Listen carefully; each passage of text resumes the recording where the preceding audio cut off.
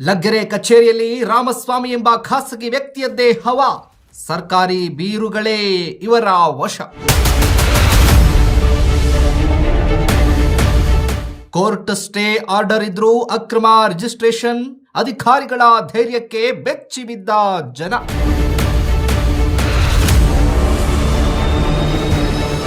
ಲಂಚದ ಹಣ ಹಂಚಿಕೆಯಲ್ಲಿ ಅಕೌಂಟೆಂಟ್ ರಾಮಣ್ಣ ನಿಸ್ಸೀಮ. ಪ್ರತಿ ಫೈಲ್ಗೂ ಫಿಕ್ಸ್ ಆಗಿದೆ ರೇಟ್.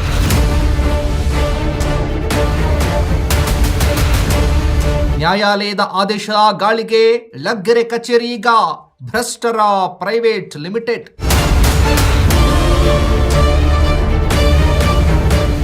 ನಮಸ್ಕಾರ, ಇಂದಿನ ವಿಶೇಷ ತನಿಖಾ ವರದಿಗೆ ಸ್ವಾಗತ. ಸರ್ಕಾರಿ ಕಚೇರಿ ಅಂದ್ರೆ ಅಲ್ಲಿ ಸಂವಿಧಾನದ ಕಾನೂನು ನಡೆಯಬೇಕು, ಜನಸಾಮಾನ್ಯರ ಕೆಲಸ ಸಲೀಸಾಗಿ ಆಗ್ಬೇಕು.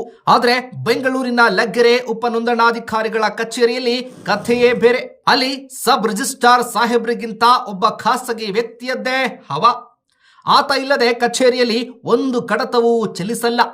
ಅಚ್ಚರಿಯ ವಿಷಯ ಏನಂದ್ರೆ ಇಲ್ಲಿ ಕೇವಲ ದಲ್ಲಾಳಿಗಳ ದರ್ಬಾರ್ ಮಾತ್ರ ಅಲ್ಲ, ಸಾಕ್ಷಾತ್ ನ್ಯಾಯಾಲಯದ ತಡೆಯಾಜ್ಞೆ ಇದ್ರೂ ಅಧಿಕಾರ ದುರ್ಬಳಕೆ ಮಾಡಿ ಆಸ್ತಿ ನೋಂದಣಿ ಮಾಡಿಕೊಡುವ ದರೋಡೆ ನಡೀತಾ ಇದೆ.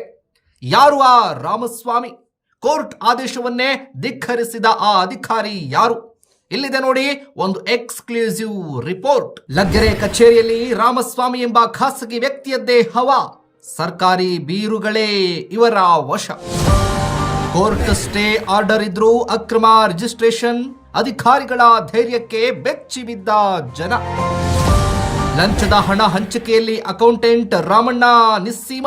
ಪ್ರತಿ ಫೈಲ್ಗೂ ಫಿಕ್ಸ್ ಆಗಿದೆ ರೇಟ್. ನ್ಯಾಯಾಲಯದ ಆದೇಶ ಗಾಳಿಗೆ ಲಗ್ಗೆರೆ ಕಚೇರಿ ಈಗ ಭ್ರಷ್ಟರ ಪ್ರೈವೇಟ್ ಲಿಮಿಟೆಡ್. ಹೌದು, ಇದು ಲಗ್ಗೆರೆ ಸಬ್ ರಿಜಿಸ್ಟ್ರಾರ್ ಕಚೇರಿ. ಇಲ್ಲಿಗೆ ಬರುವ ಸಾರ್ವಜನಿಕರು ಅಧಿಕಾರಿಗಳಿಗಿಂತ ಹೆಚ್ಚಾಗಿ ಹುಡುಕುವುದು ರಾಮಸ್ವಾಮಿ ಎಂಬ ವ್ಯಕ್ತಿಯನ್ನ. ಯಾಕೆ ಗೊತ್ತಾ? ಇಲ್ಲಿ ಸಬ್ ರಿಜಿಸ್ಟ್ರಾರ್ ಮೇಡಮ್ ರವರಿಗೆ ರಾಮಸ್ವಾಮಿ ಇಲ್ಲದೆ ಯಾವ ಫೈಲ್ ಕೂಡ ಸಿಗೋದೇ ಇಲ್ವಂತೆ. ಅಧಿಕೃತವಾಗಿ ಈತ ಕಚೇರಿಯ ಸಿಬ್ಬಂದಿಯಲ್ಲ, ಆದ್ರೂ ಕಚೇರಿಯ ಆಡಳಿತ ಈತನ ಕೈಯಲ್ಲಿದೆ. ಸರ್ಕಾರಿ ಬೀರುಗಳನ್ನ ರಾಜಾರೋಷವಾಗಿ ತೆರೆಯೋದು, ರಹಸ್ಯ ಕಡತಗಳನ್ನ ಪರಿಶೀಲಿಸೋದು ಈತನಿಗೆ ನೀರು ಕುಡಿದಷ್ಟೇ ಸುಲಭ. ಈ ರಾಮಸ್ವಾಮಿ ಫೈಲ್ ಹಿಡಿದು ಓಡಾಡೋದನ್ನ ನೋಡಿದ್ರೆ ಕಚೇರಿಯ ಅಸಲಿ ಸಿಬ್ಬಂದಿಯೇ ನಾಚಬೇಕು. ಲೀಗಲ್ ಕೊಡಿ, ಒಂದು ವಾರ 2 ತಗೊಂಡು ಕ್ಲೀನಾಗಿ ನೋಡ್ತಾರೆ, ಕೋರ್ಟ್ಗೆ ಅವೆಲ್ಲ ಚೆಕ್. ಈಗ ಇದನ್ನ ಎತ್ಕೊಂಡು ಕೊಟ್ಟರೆ ಏನು ಲೀಗಲ್ ನೋಡ್ತಾರಣ್ಣ? ಅವ್ರಿಗೇನು ಗೊತ್ತಾಗುತ್ತೆ ಎಂಟ್ರಿ ಆಗಿದೆ ಅಂತ ಗೊತ್ತಾಗುತ್ತಾ?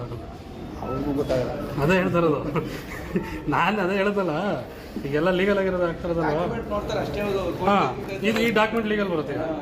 ನೋಡ್ತಾರೆ ಅಷ್ಟೇ ಅವರು. ಅದು ಕೇಸ್ ಓಪನ್ ಮಾಡಿ ನೋಡ್ತೀವಿ, ಕ್ಲಿಯರ್ ಆಗಿದೆ ಏನಂತ ನೋಡ್ತೀವಿ. ಇನ್ನು ಈ ಕಚೇರಿಯ ಭ್ರಷ್ಟಾಚಾರದ ಜಾಲ ಎಷ್ಟು ಆಳವಾಗಿದೆ ಎನ್ನುವುದಕ್ಕೆ ಈ ಘಟನೆಯೇ ಸಾಕ್ಷಿ. ನಾಗರಭಾವಿಯ ವೆಂಕಟೇಶ್ ಆರ್ ಸಾಕ್ರೆ ಎಂಬುವರು ಚಿತ್ರಾ ಎಸ್ಎನ್ ಎಂಬುವರ ವಿರುದ್ಧ 33 ಲಕ್ಷ ರೂಪಾಯಿ ವಂಚನೆ ಪ್ರಕರಣದಲ್ಲಿ ಕೋರ್ಟ್ ಮೆಟ್ಟಿಲೇರಿದ್ರು. ಬೆಂಗಳೂರಿನ ಸಿಟಿ ಸಿವಿಲ್ ಕೋರ್ಟ್ ಈ ಆಸ್ತಿಯನ್ನ ಪರಭಾರೆ ಮಾಡದಂತೆ ಸ್ಪಷ್ಟ ಆದೇಶ ನೀಡಿತ್ತು. ಈ ಆದೇಶ ಇಲಾಖೆಯ ಈ ಸಿಸ್ಟಂನಲ್ಲೂ ಕೂಡ ಅಪ್ಲೋಡ್ ಆಗಿತ್ತು. ಆದರೂ ಲಗ್ಗೆರೆ ಉಪನೋಂದಣಾಧಿಕಾರಿಗಳು 2025 ಮೇ 15ರಂದು ಅದೇ ಆಸ್ತಿಯನ್ನ ಅಕ್ರಮವಾಗಿ ಬೇರೆಯವರ ಹೆಸರಿಗೆ ನೋಂದಣಿ ಮಾಡಿಕೊಟ್ಟಿದ್ದಾರೆ. ಅಂದ್ರೆ ಈ ಕಚೇರಿಯಲ್ಲಿ ಕೋರ್ಟ್ ಆರ್ಡರ್ಗಿಂತ ಕಾಸಿನ ಶಕ್ತಿಯೇ ಮೇಲಾಗಿದೆ.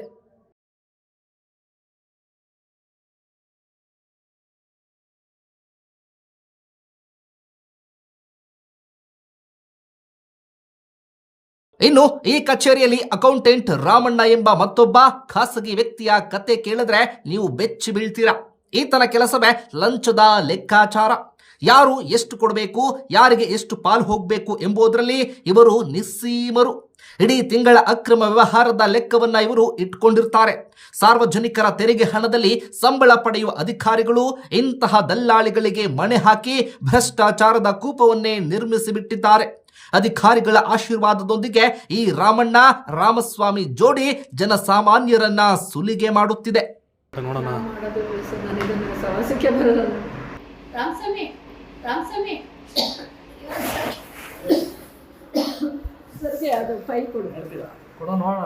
ಈಗ ಅಡ್ವಾನ್ಸ್ ಬೇರೆ ಕೊಟ್ಬಿಟ್ಟಿದ್ದೀನಿ.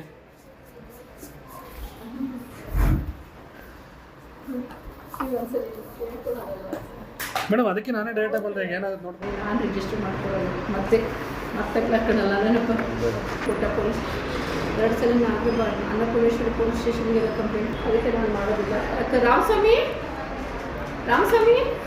ಪಾಪ ರಾಮಸ್ವಾಮಿ ಕಡೆ ಕೊಡ್ತೀನಿ ಫೈನ್ ರಾಮಸ್ವಾಮಿ ಬೇಜಾರಾಗಬೇಡಿ ಹೇಳ್ತೀನಿ ಅಂತ ಸಾಕಾಗೋದು ಭಾಳ ನರಬಿಟ್ಟಿದ್ದೀವಿ ನಾವು. ಈ ಅಕ್ರಮದ ಬಗ್ಗೆ ಸಂತ್ರಸ್ತರು ಜಿಲ್ಲಾ ನೋಂದಣಾಧಿಕಾರಿಗಳಿಗೆ ದೂರು ನೀಡಿದ್ರೆ ಅಲ್ಲಿಯೂ ನ್ಯಾಯ ಸಿಗ್ತಾ ಇಲ್ಲ. ಮೇಲಧಿಕಾರಿಗಳು ಆರೋಪಿತ ಅಧಿಕಾರಿಗಳ ರಕ್ಷಣೆಗೆ ನಿಂತಿದ್ದಾರೆ ಎಂಬ ಗಂಭೀರ ಆರೋಪ ಕೇಳಿ ಬಂದಿದೆ. ಇವರು ಸರ್ಕಾರಿ ಸಿಬ್ಬಂದಿಯೋ ಅಥವಾ ಕಚೇರಿಯನ್ನು ನಡೆಸುತ್ತಿರುವ ದಲ್ಲಾಳಿಯೋ ಅನ್ನುವಂತಹ ಪ್ರಶ್ನೆ ಈಗ ಸಾರ್ವಜನಿಕ ವಲಯದಲ್ಲಿ ಎದ್ದಿದೆ. ಸರ್ಕಾರಿ ಕಚೇರಿಯ ಬೀರು ಮತ್ತು ಗೌಪ್ಯ ದಾಖಲೆಗಳನ್ನ ಮುಟ್ಟಲು ಈ ಖಾಸಗಿ ವ್ಯಕ್ತಿಗಳಿಗೆ ಅನುಮತಿಯನ್ನ ನೀಡಿದವರು ಯಾರು? ನೋಡಿದ್ರಲ್ಲ, ಲಗ್ಗೆರೆ ಸಬ್ ರಿಜಿಸ್ಟ್ರಾರ್ ಕಚೇರಿಯಲ್ಲಿ ಕಾನೂನು ಸತ್ತು ಹೋಗಿದೆ. ಭ್ರಷ್ಟಾಚಾರದ ರಾಮಾಯಣ ಜೋರಾಗಿದೆ. ನ್ಯಾಯಾಲಯದ ಆದೇಶವನ್ನೇ ಧಿಕ್ಕರಿಸಿ ಖಾಸಗಿ ವ್ಯಕ್ತಿಗಳ ಜೊತೆ ಶಾಮೀಲಾಗಿ ಅಕ್ರಮ ಎಸಗುತ್ತಿರುವ ಈ ಅಧಿಕಾರಿಗಳ ವಿರುದ್ಧ ಸರ್ಕಾರ ಮತ್ತು ಲೋಕಾಯುಕ್ತರು ಯಾವಾಗ ಎಚ್ಚೆತ್ತುಕೊಳ್ತಾರೆ? ಭಾರತೀಯ ನಾಗರಿಕ ಸುರಕ್ಷಾ ಸಂಹಿತೆಯಡಿ ಇವರ ವಿರುದ್ಧ ಕ್ರಿಮಿನಲ್ ಮೊಕದ್ದಮೆ ದಾಖಲಾಗುತ್ತಾ? ಕಾದು ನೋಡಬೇಕಾಗಿದೆ. ಇದಾಗಿತ್ತು ಇಂದಿನ ವಿಶೇಷ ವರದಿ. ನಿರಂತರ ಸುದ್ದಿಗಾಗಿ ನೋಡ್ತಾ ಇರಿ ಪ್ರಜಾಧ್ವನಿ ಟಿವಿ.